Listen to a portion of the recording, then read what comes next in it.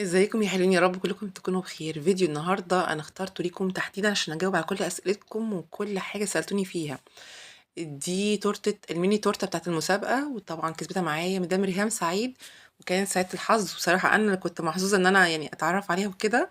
فيعني بجد انا مبسوطه قوي ان هي كسبت معايا الهديه. هي صراحه عملت شير كتير قوي للفيديو اللي كنت عاملة فيه التورتة الأخرانية، وكمان كومنتات كتيرة لكل الفيديوهات بتاعتي، وكل عمل كومنتات كتيرة جدا للفيديوهات، وكل تورتة المسابقة يعني وغيرها.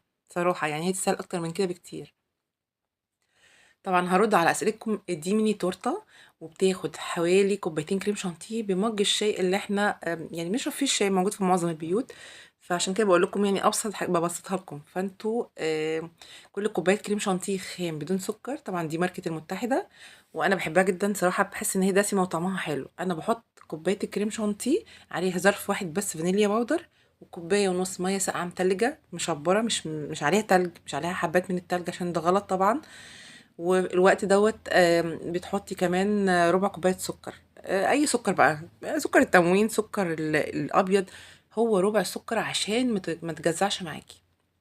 وده الفرق بين تورتة البيوت يا جماعة. كمان ده من أسئلة المشتركين معايا أو الفانز اللي عندي. قالوا لي احنا ليه بندوق التورتة بتاعتك؟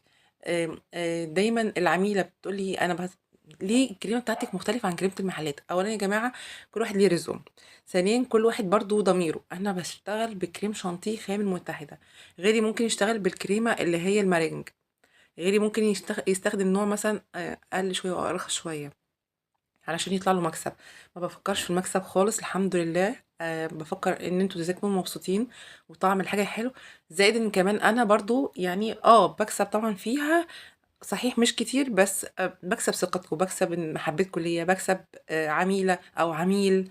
آم، عفوا. انا اهم حاجه عندي ان انا يبقى ليا براند خاص بيا. انا في المستقبل يعني ان شاء الله بحلم كعلا اعمل حاجات كتيره، مشاريع ليا من من وحي افكاري. انا ما بحبش اقلد حد.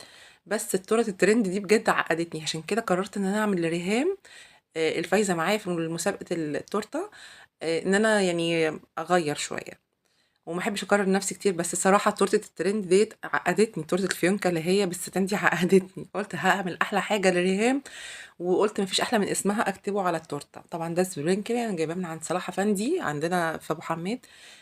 اختاروا في الوان كتيره جدا، وبصراحه كل حاجه وانتوا ذوقكم. انا حبيت احط كريز بس قلت لا لا، ده شغل قديم قوي مش هيمشي معايا.